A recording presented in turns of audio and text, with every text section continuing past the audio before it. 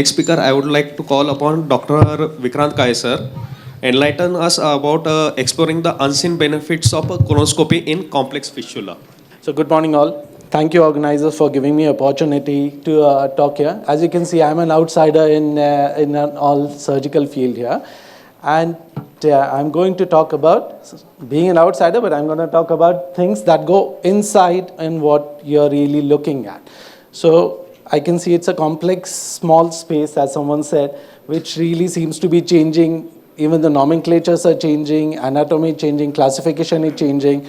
So I'm glad I have Samrat who sits next door to me. I can send all these patients to him. But it's about symbiosis as well, another thing, where radiologists are nicely associating with surgeons. And I'm a small gastroenterologist trying to associate here and trying to prove a point and see how you feel. So I have a case to present, and we all encounter these cases every day. So this is a case of a young boy, 18-year-old, who had 2 consecutive surgical interventions in 2 months. He's only starting his college. He's quite having difficult time dealing with these perianal problems. He has a non-healing complex ischioanal abscess, and as it was not healing, Samrat referred him for a colonoscopy to me. So this is what the colonoscopy showed. So his colon was normal until the cecum, and over here we are trying to intubate the terminal ileum, and this is what we see in the terminal ileum. So you can see nodular areas, inflamed mucosa, ulcers. So this wasn't seen on any of the imaging until now. So we have taken some biopsies. In Indian context, this can easily be an intestinal tuberculosis. I have special interest in inflammatory bowel disease, so Crohn's was something I thought of. So this is inflammation, ulceration. So we have done further tests which ruled out tuberculosis, and it confirmed Crohn's. So Samrat put in an ceton, and we started him on infliximab. It's a biological agent to treat the Crohn's. And even with 1 dose, Samrat calls me and tells me the next time he comes for dressing, this perianal disease is already healing.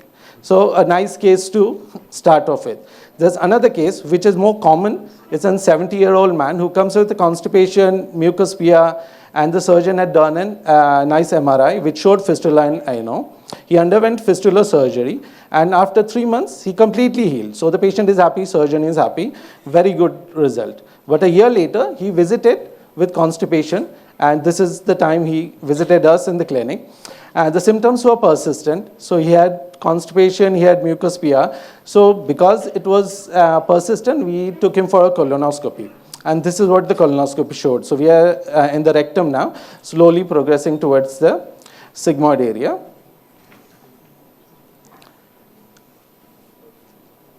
So a nearly obstructing tumor at just above the rectosigmoid junction.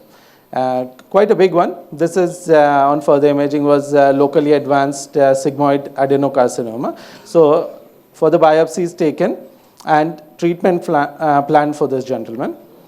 But retrospectively thinking, was it possible to diagnose this tumor? As we know, the progression of colorectal tumor is not directly, it's one of the better tumors to diagnose early. It starts with a small polyps, progresses to low grade, high grade before turning into adenosine. So was it possible to diagnose this tumor at the initial visit when the gentleman had seen the surgeon a year back?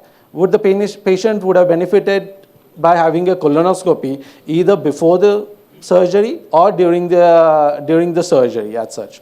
So again, the question would come: are you going to do colonoscopy for everyone with fistula? So let's see what's the evidence. Is it really a problem? So what are the colonoscopy referral guidelines? When should you either, if you're doing scopies, be doing a colonoscopy or referring someone on for a colonoscopy? So these are the NHS NICE guidelines from UK. We don't have particular guidelines in India. So unexplained weight loss, abdominal pain, iron deficiency anemia. These are few things we need to be aware of. Unexplained PR bleeding, change in bowel habits, stool local blood, more specific fecal immunochemical testing, perianal or abdominal swelling. Any of these things should trigger that something else other than the fistula is going on. How does the colonoscopy help? For obvious reason, it diagnoses colorectal cancer at early stage. It diagnoses colonic polyps at early stage. Of course, you can remove them then and there when you see them. And of course, with new kid on the block is inflammatory bowel disease, Crohn's, ulcerative colitis, which we are seeing more and more often. So is colorectal cancer a problem? Let's go through the evidence. So this is an India Journal Cancer publication. It says it's the 5th most common cause of cancer mortality in India. And there has been consistent rise in the incidence from 20% to 124% in all cancer registries in India. So what are we going to do for the screening when we are dealing with especially complex fistulas? So just DRE is not going to be enough. It's going to miss most of the tumors. Even 60% of rectal tumors are above the palpating fingers. Colonoscopy certainly is the preferred screening method. It can diagnose even earlier stage polyps and remove it at the same setting. Most of the fistulas are in young people. So is colorectal cancer a problem in young people? So this is another study from 2021 from Indian Journal of Cancer. It showed 25% of newly diagnosed colorectal cancers have been below 40 years. More worryingly, they all have been at an advanced stage. And even more worryingly, they're all signet cell, 3 times more likely to have signet cell histology. So could we do something in this sort of population? So even in younger patients, most of the tumors were left-sided. So 75% of tumors would have been diagnosed even by doing a sigmoidoscopy, a good quality sigmoidoscopy up till the splenic flexure. So in view of this, we have set up this Bowel Cancer Foundation along with Samrat just to raise awareness of colorectal cancer. And we are hoping to give more sort of publicity to this evolving problem. So another thing I want to highlight here is the inflammatory bowel disease. So is that another problem? So it is certainly going to be a problem. So it was considered Western disease. When I did my fellowship in Oxford, I thought I'm not going to do any IBD back home in India. It's not going to be that common. But we are seeing it more and more. Ulcerative colitis certainly is more common in our geographic, but in southern India, we see Crohn's disease a lot. So this is one of the papers from AIMS, which has projected that India is going to have the maximum number of IBD cases in the whole world because we have a huge population.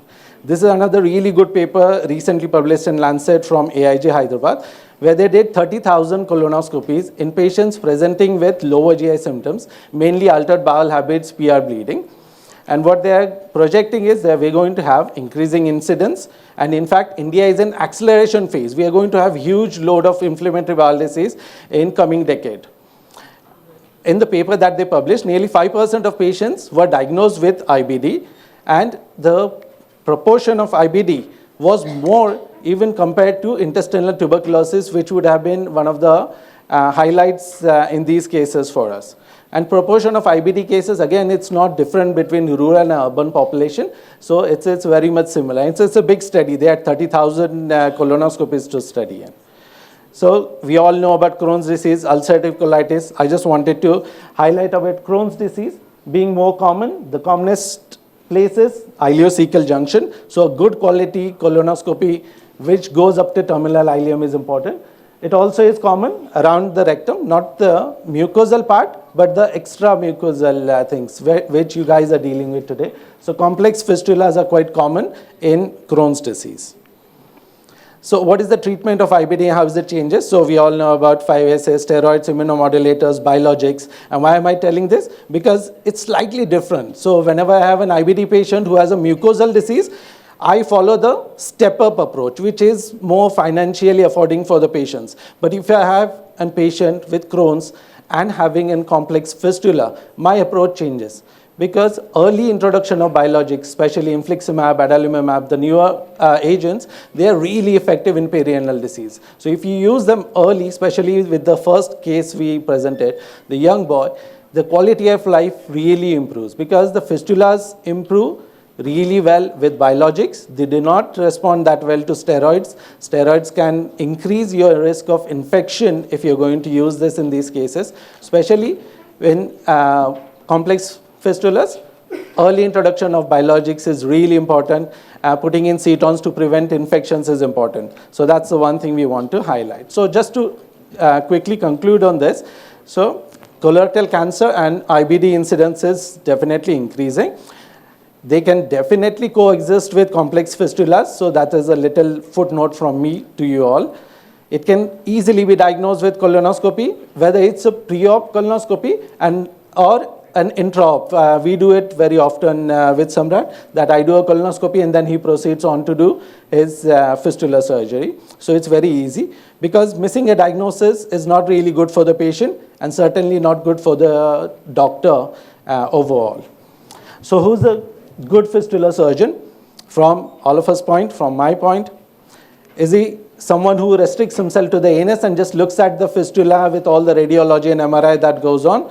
Or is someone good who thinks up to the anorectum, or one who thinks about the whole colon as a patient holistically? You take a pick. Thank you. Very nicely explained all the aspects of this complex fistula and related to your investigation. On the contrary, list of investigation, if I am hurriedly looking, all elderly patients should go for with fistula for the colonoscopy. Can be in their life, there could be a first screening test. Actually, colon cancer require the screening earlier age. You can enlighten on it. So most of the countries, in Western countries, they have a colorectal cancer screening program, which starts at 50 years. In fact, Bowel Cancer Foundation that we set up, we are trying to do something like that, not with the colonoscopy, but at least to offer a FIT test, fecal immunochemical test, to patients above 50, and these are patients who are not symptomatic. Now, most of the patients that will reach you with a fistula would have some lower GI symptoms, and they are symptomatic. They all should have colonoscopy, as far as I'm concerned, if they are above 50 and they are coming with a complex fistula. So, do you run this screening test in your, what is your experience about this colonoscopy? So we don't do colonoscopy as a screening test as such, but FIT test is what's recommended for screening, and if that's positive, then patients are offered colonoscopy. This is world over screening. Thank you. Yeah, thank you.